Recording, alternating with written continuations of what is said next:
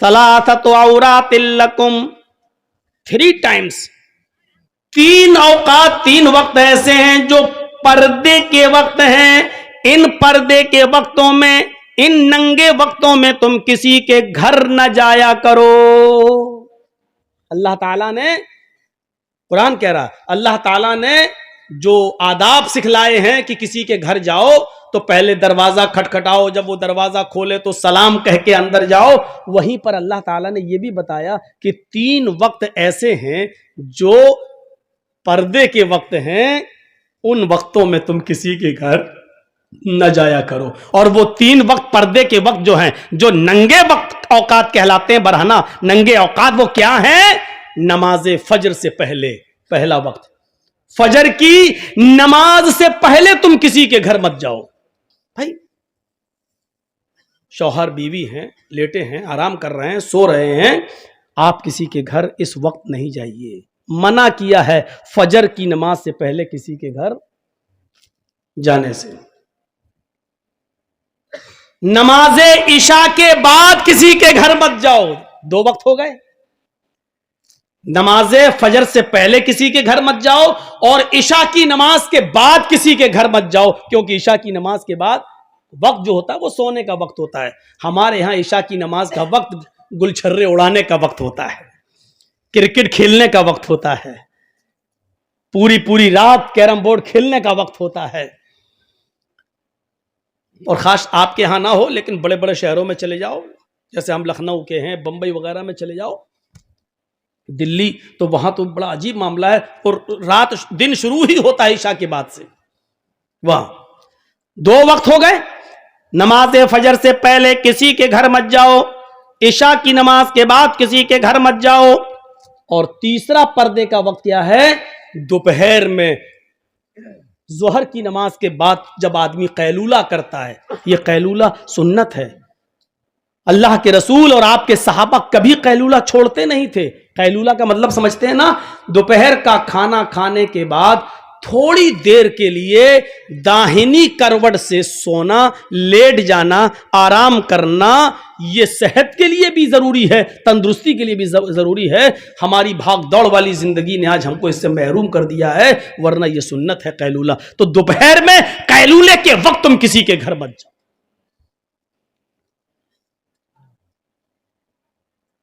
तो ये 3 वक्त पर्दे के वक्त बताए हैं, किसी के घर इन वक्तों में नहीं जाना चाहिए। बहुत ज्यादा इमरजेंसी हो, जरूरी हो, किसी की तबीयत खराब हो, फोन करके बुला रहा हो, तो देखिए मजबूरी में फिर कुछ कंडीशनें बन जाती हैं।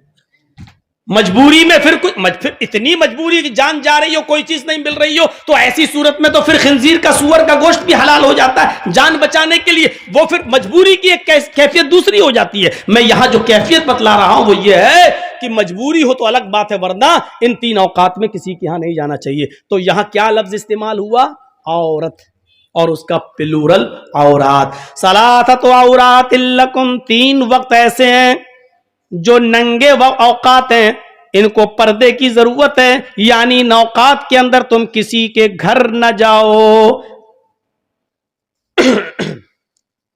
एक जंग हो रही थी, जंगे अहज़ाब, ग़ज़वे अहज़ाब के नाम से मशहूर थी। अल्लाह के नबी ने जब सहाबा से उस ग़ज़वे में निकलने के लिए गुजारिश की कि निकलो उस जंग में, तो जो मुनाफिक थे, मुनाफिक जानते हैं ना, उसको बताने की जरूरत नहीं, बड़ी अजीब चीज बता रहा हूं आज। तो उसमें जो कुछ मुनाफिक थे, मुनाफिक को मैं इतना बता दूं, मुनाफिक किसे कहते हैं?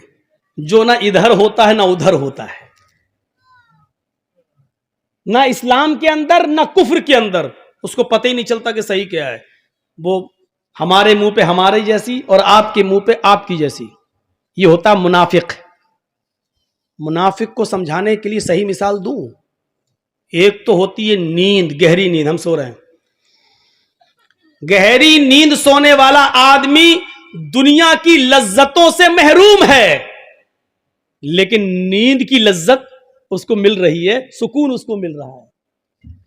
और एक होता है जागना, जागने वाला दुनिया की लज्जतों से फायदा उठा रहा है, ये भी खा रहा है, वो भी खा रहा है, ये भी खेल रहा है, वो भी, दुनिया की लज्जतों से फायदा उठा रहा है, लेकिन नींद کا मजा नहीं ले पा रहा है, नींद का सुकून हासिल नहीं कर पा रहा है। ये दो चीजें समझ ली आपने। गहरी नींद में जो आदमी सो रहा है वो दुनियावी चीजों के मजे नहीं ले रहा है, लेकिन नींद का सुकून उसको मिल रहा है। जागने वाला आदमी दुनियावी चीजों से लुत्फ अंदोज हो रहा है, एंजॉय ले रहा है, लेकिन नींद के मजे नहीं ले पा रहा है। बीच में एक नींद कैसी होती है, बैठे बैठे मौलाना जर्जीस तकरीर कर रहे हैं, हम फिर उठ गए। ये वो कैफियत होती है, ना जाग रहा है ना सो रहा है, ना दुनियावी लज्जत ले पा रहा है और ना नींद का ही मजा ले पा रहा है। यही होता है मुनाफिक। न वो कुफ्र का ही मजे ले पा रहा है, न वो आखिरत के मजे ले पा रहा है इस्लाम के। ये है मुनाफिक। जर्जी साहब हमारे मुंह पे हमारी तारीफ, आप हमारे विरोधी हैं, आपके पास गए, अरे वो कमीना आदमी, हट आपके मुंह पे आपकी। तो ये मुनाफिक थे जो इस शर्त पे अल्लाह के नबी के साथ रह रहे थे कि जब कोई हम पर हमला करेगा आप पर तो हम आपका साथ देंगे। जिन्होंने कलमा पढ़ लिया था लेकिन धोखा देने के लिए, और अल्लाह के रसूल साहबा उनको मुसलमान समझ रहे थे कि ये तो कलमा गो हैं, हमारे भाई हैं। सारे लोग जब जाने लगे ग़ज़वे अहज़ाब में तो ये मुनाफिक लोगों ने क्या कहा, आए अल्लाह के नबी, अरे अल्लाह के रसूल, हम ग़ज़वे में शिरकत नहीं कर सकते, हम जंग में नहीं जा सकते हैं। कुरान पढ़िए, कुरान क्या कहता है। अरे अल्लाह के नबी, मैं ग़ज़वे में नहीं जा सकता। क्यों नहीं जा सकता? अपनी वजह बताते हैं ये मुनाफिक। इन्ना बुयूतना औरतुन, औरत का लफ्ज इस्तेमाल हो रहा है, गौर कीजिए। इन मुनाफिकों ने क्या कहा, इन्ना बुयूतना औरतुन, हमारे घर नंगे हैं। आए अल्लाह के नबी, हम अपना घर छोड़कर नहीं जा सकते हैं। इन्ना बुयूतना औरतुन, हमारे घर नंगे हैं, यानी हमारे घरों में दरवाजे नहीं हैं। अगर हम जंग में चले जाएंगे तो हमारी बीवी और बेटियों की इज्जत महफूज नहीं रहेगी। हमारे घरों में दरवाजे नहीं लगे हैं, या ये कहिए कि दरवाजे तो लगे हैं लेकिन दीवारें बहुत छोटी छोटी हैं। कोई भी दीवार से चढ़कर हमारे घर में छलांग लगा सकता है, हमारे घर में आ सकता है। बहाना क्या बनाया कि हमारे घरों में हिफाजत नहीं है, हमारे घर नंगे हैं, उसमें दरवाजे नहीं हैं, इसलिए हम नहीं जा सकते हैं, हमारी मजबूरी है। तो उन्होंने अपने घरों को गैर महफूज कहने के लिए कौन सा जुमला इस्तेमाल किया, औरत का वर्ड इस्तेमाल किया जो कुरान में आया है, इन्ना बुयूतना औरतुन, हमारे घर नंगे हैं। औरत का मतलब क्या हुआ,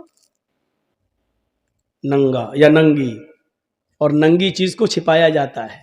आपका घर बहुत आलीशान बना हो लेकिन दरवाजा ना हो तो उस घर की कोई हैसियत नहीं, क्योंकि कोई भी चोर चोरी कर सकता है। इसका मतलब यह है कि आपका घर नंगा है, जब तक उसको छिपाओगे नहीं, औरत उस घर के अंदर औरत नहीं रखोगे, यानी दरवाजा नहीं रखोगे, आपका घर गैर महफूज है। घर को ढकना जरूरी है, दरवाजा जरूरी है। इसी तरीके से औरत नंगी है, उसकी हिफाजत जरूरी है, यानी उसके लिए पर्दा जरूरी है, उसके लिए सतर जरूरी है। कहिए मौजम पोरो कलिया चक और इधर उधर से आए हुए लोगों, अब क्या कहोगे हिजाब के बारे में और नकाब के बारे में। वो तो अल्लाह भला करे इन मदरसों का कि जब से ये मदरसे खुले हैं तब से हमें कुछ बुरके और कुछ नकाब दिखाई दे जाते हैं, वरना नकाब है ही कहां। आज भी हमारे यहां औरियानियत और जिहालत का आलम यह है कि आज भी हमारे घरों की औरतें घरों में नहीं, हमारे मोहल्लों में बने हुए तालाब में नहाती हैं, और उन तालाबों में नहाती हैं जहां से मर्दों का गुजर भी होता है। आज भी हमारी जिहालत और हमारी औरियानियत और हमारे नंगेपन का हाल यह है कि हम समझ ही नहीं पा रही हैं कि हमें घर के अंदर जिस औरत के सर का एक बाल तक दिखना जायज न हो, वो ऐसे तालाब में नहाए जो सड़क पर बना हो, सड़क के किनारे, और जहां मर्द भी गुजर रहे हो और औरतें भी गुजर रही हो। मेरे प्यारे साथियों, इसको हम जिहालत और औरियानियत के अलावा और कोई दूसरा नाम नहीं दिया जा सकता, इसको सुनना पड़ेगा। परंपरा कह लो, रवाज कह लो, लेकिन परंपरा और रवाज जब गलत हो तो उसको बदलना चाहिए, उसको चेंज करना चाहिए। यह भी इबादत का एक हिस्सा है। आज बदअमनी क्यों है? औरत जितना पर्दे में रहेगी अमन रहेगा, औरत जितना बेपर्दा रहेगी अमन भंग होगा। शांति भंग होगी। और आज देख लीजिए शांति भंग होने की वजह क्या है? औरत का नंगापन, औरत के कपड़े, औरत का बेहुदा लिबास, औरत की ओरियानियत और आज की जवान लड़कियों का पहनावा और उनकी ड्रेस। मैं जानता हूं कि हमारी इस तकरीर को भी तोड़ मरोड़ के पेश किया जाता है। साहब, औरत की आजादी छीनी जा रही है।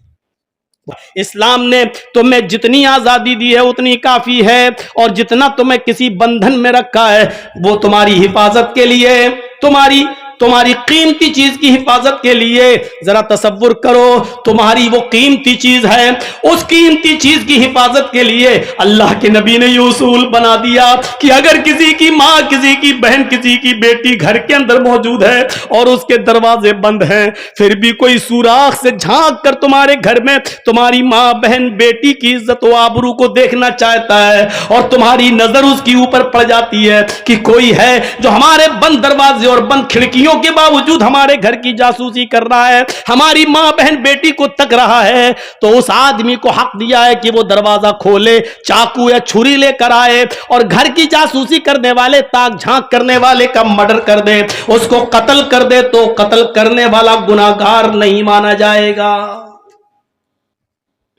हम भारतीय लॉ के हिसाब से बात नहीं कर रहे, हम इस्लाम की पैराए में बात कर रहे हैं।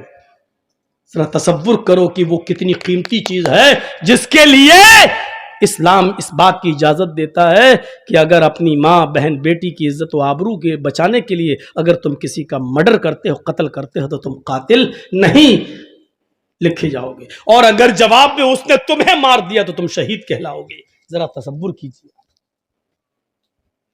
कहां हैं हम।